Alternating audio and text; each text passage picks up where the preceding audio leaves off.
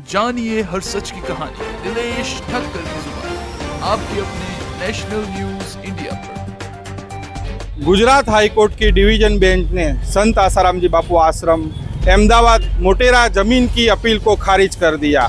Division bench ने अर्जी को खारिज किया है। साधकों के अंदर एक पीड़ा है क्योंकि गुरुद्वार से उन्होंने सब कुछ पाया है, गुरुद्वार से उनका जीवन सुधरा है, क्योंकि सच्चे संतों के आश्रम में ही लोगों के व्यसन छूटते हैं। मैदानों में जाके कोई क्रिकेट देखे या ओलंपिक के मैदानों में जाके बैठे तो लोगों के व्यसन नहीं छूटते हैं, लेकिन संतों के द्वार पे आने से ही व्यसन छूटते हैं।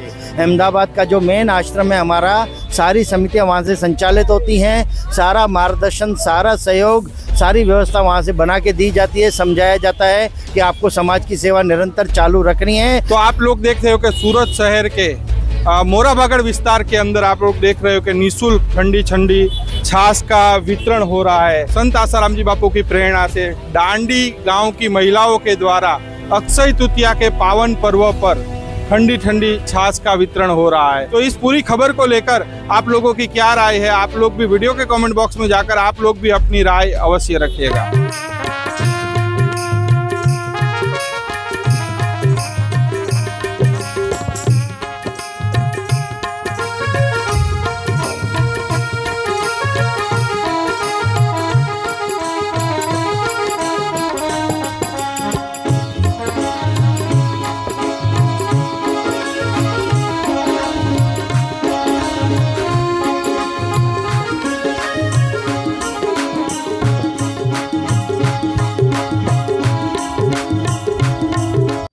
डिवीज़न बेंच ने अर्जी को खारिज किया है।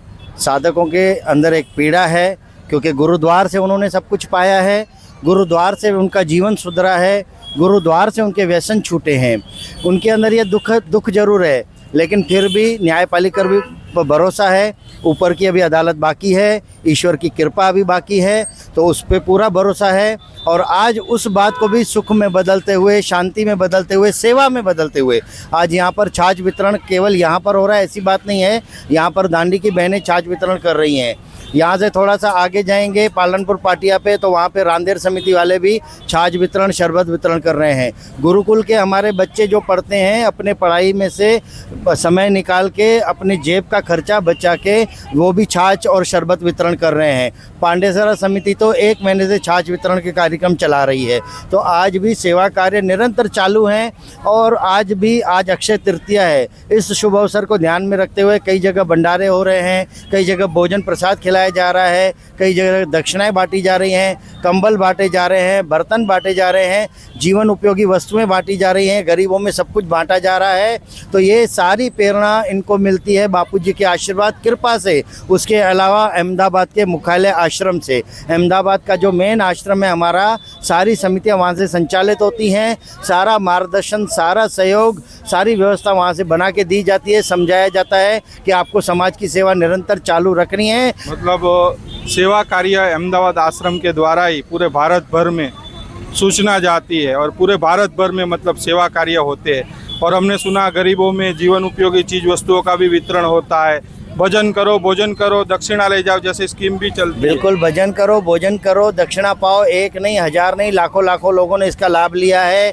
गायों की सेवा आज भी हो रही है। कईयों को राशन कार्ड पे अनाज वितरण किया जाता है। कई विधवाओं, माताओं, बहनों को भी सेवा के लाभ मिलते हैं। उनको भी भोजन प्रसाद, दक्षिणा आदि हर महीने राशन का सामान उनको मिलता है। तो सेवा के कार्य तो निरंतर जारी हैं। केवल सूरत में ही नहीं, लेकिन देश विदेश में भी समितियाँ करती हैं। तो सारा मार्गदर्शन को अहमदाबाद आश्रम से मिलता है, वहीं से सूचना मिलती है, वहीं से बापूजी के संकेत भी आते हैं और वहीं से सारा कार्य चलता है। मतलब डिवीजन बेंच गुजरात का फैसला खारिज हुआ, लेकिन अभी सुप्रीम कोर्ट से उम्मीद है कि वहां से राहत भरी खबर आएगी और न्याय मिलेगा। बिल्कुल, सुप्रीम कोर्ट से पूरी उम्मीद है, ईश्वरीय कृपा पे पूरी उम्मीद है, ईश्वर पे पूरा भरोसा है कि न्याय मिलकर रहेगा।